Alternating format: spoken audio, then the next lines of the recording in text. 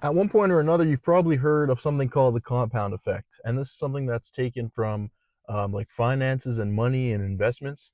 And this is what we're going to talk about a little bit in this video today. This is the hardest lesson I learned from getting big, and it all comes down to the compound effect.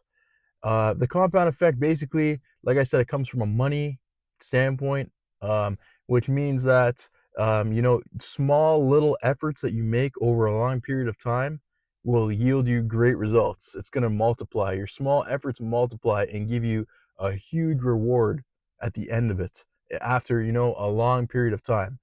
For example, you could say like Bitcoin, when people didn't know what it was, and some people are probably clowning people for buying Bitcoin and this and that. The people who put in some money, they didn't get paid the next day. They didn't get paid the next week.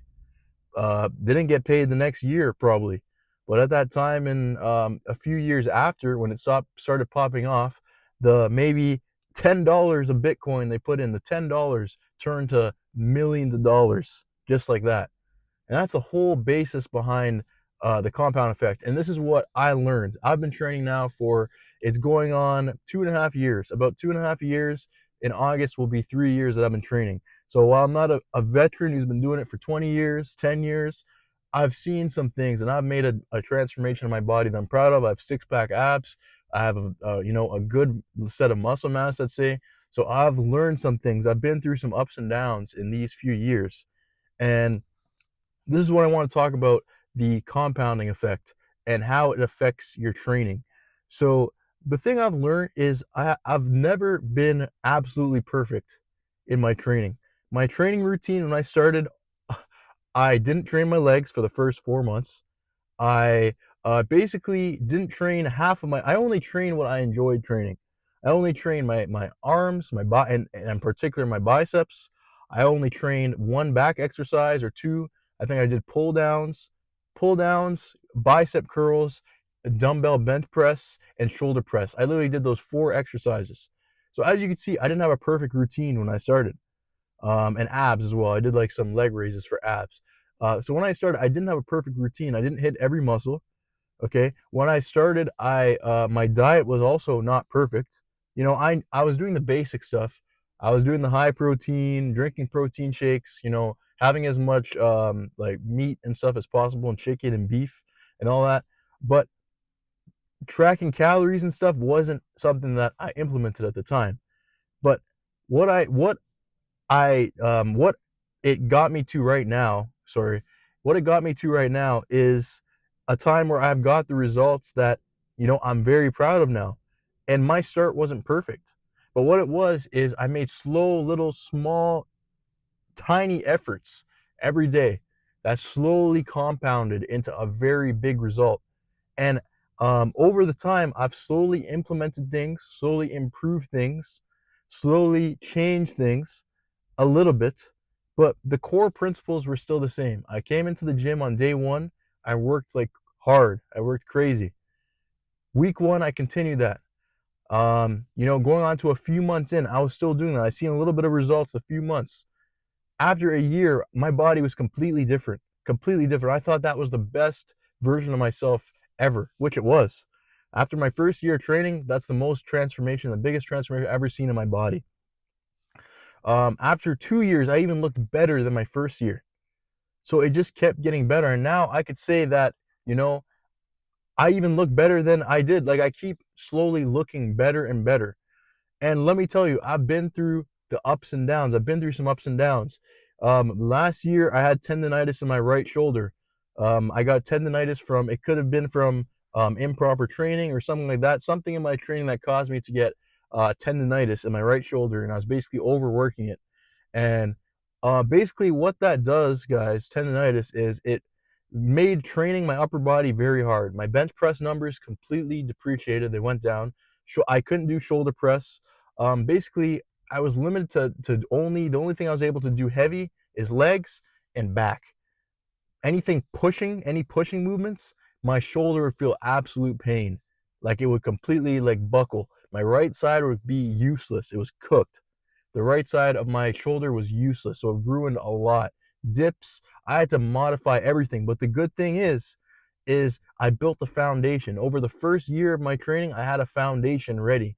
So even when I took a dip in my strength on my bench press, my shoulder press, okay, um, I still had a good physique, and I just had to work around it, you know. So I switched to more of a higher rep, lower weight training kind of thing, a higher rep, lower weight training kind of training model to keep, you know, I kept going on my, when I was doing the the higher rep training, I was still going to almost failure, close to failure, but I was doing it in a way where I wouldn't hurt my shoulder anymore. So basically, while I was doing physiotherapy and recovering my shoulder and doing all the extra stuff, I was still training. I didn't stop training. And basically, now I'm at a point where I look even better than before my injury. I did my injury, I had it for about 6 months, and I look better. The month of October last year, it was a tough month for me. I got sick 3 times. In 4 weeks, I got sick 3 times. I had a cold 1 week. The next week, I was fine.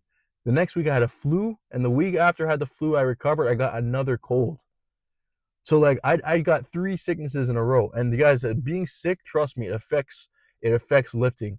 Because when you're sick, you know, you're gonna lose a bit of appetite. When you lose a bit of appetite, you're gonna be short on carbs, and carbs are fuel, and food in general is fuel to your body. So when I went to the gym to train, you know, the workouts were shit because my body was so short on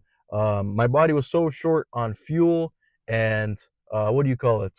Um, Glycogen. My muscles were so short on glycogen that I basically like driving on a car on empty fuel, basically, is how I felt. So my strength numbers went down a little bit for a few weeks. You know, I didn't feel like myself, but you know what? I still showed up and just put in those small efforts. And now here I am. It's February now. February just started. And, you know, we're back. You know, you're going to take the thing about the gym and getting big is you're going to take ups and you're going to take downs. You're going to take ups and downs. But all that matters is the baseline. Have you been slowly putting on efforts, small efforts every day? Okay, every day. This doesn't just mean working out, it means your diet, everything. You don't need to be perfect. Okay, this year I've had pizza. This year I've had McDonald's. This year I've had burgers and fries, but I don't have that every day. I don't have that more than once or twice a week. Okay, so it's not about being perfect. It's not having the perfect picture diet. It's about 80% of the time, are you doing the right thing you know you're supposed to be doing? Are you hitting your protein numbers? Are you, training hard? Are you, putting in effort to recover as best as you can and rest as best as you can? Because at the end of the day, that's the biggest thing from getting big that I've learned. I've had setbacks, I've had my ups, my downs, my injuries, my mental, challenges that have happened in my life, my work stress. Um, some days I just don't feel like working out. Some days I know it's going to be a shit workout, but I do. Fun fact, I just finished a workout and it was shit. It was I was like tired, I was exhausted, but I made the best effort to still, lift as heavy as I can, obviously in good form and this and that, and the best form that I can, and just giving the best effort. And this is a small win. So the next time I come to the gym and I'm feeling 100%, I'm feeling amazing, that workout's going to be even better. And these small little wins is what add up to getting that physique that you're looking for. It's not about being perfect. It's not about saying, okay, I need to go up and increase my weight every single week, and I need to be doing perfect every single week. And, I'm going to be having a good workout every day, and I need to eat, you know, everything, like all my vegetables and fruits perfectly. It's not about that. Just are you making the small efforts and are you doing it consistently over a period of time? Because that is it. That's literally it. Most people I talk to that are like, man, I didn't get the results, I want, or I'm not getting the results that I want. And it's like, I could tell exactly what's the reason. It's some people, their problem is the training problem. Like they're just coming into the gym and doing with the easy stuff, or they're not training hard enough. That's part of it. They're not training hard. If you don't train hard enough over a period of time, okay, you're not going to get the results you want over the period of time. So are you making slow, small efforts to train hard over that period of time and, keep training hard because those little wins add up? Are you, eating bad 5, 6 days a week? Okay, 1-2 days a week is not going to ruin it. That's the good thing about the gym. That's the very good thing about the gym. The gym doesn't require you to be perfect. It just requires you to be good. You don't need to be great, you just need to be good. You need to know that, you know, 8 out of 10 times, okay, you need to be eating healthy. 2 out of 10, you can cheat. You can have some cheat, you can cheat 2 out of 10 times. But if you're doing it 8 out of 10 times, whatever it is, and you're doing that well 8 out of 10 times, that's all it takes. That's all it takes. So some people say, "Oh, I've been training, but I've been eating McDonald's today. I had McDonald's today, Wendy's yesterday, I had KFC 2 days ago, and Chinese food like 4 days ago, and I went to a buffet." Well, you know what you're doing wrong. You're eating a bunch of food that's not helping you. That's not gonna help you. So at the end of the day, guys, thank you for watching this video. If you found any value, please consider leaving a like, comment, and subscribe, and ask any questions you have. I've been training for 2.5 years now, and I've been through ups and downs. So this is something I just wanted to talk about. Um, it's all about the compound effect. It's all about the compound effect. Do you get small wins? Do you put in the work to make small wins turn into a big, great result at the end?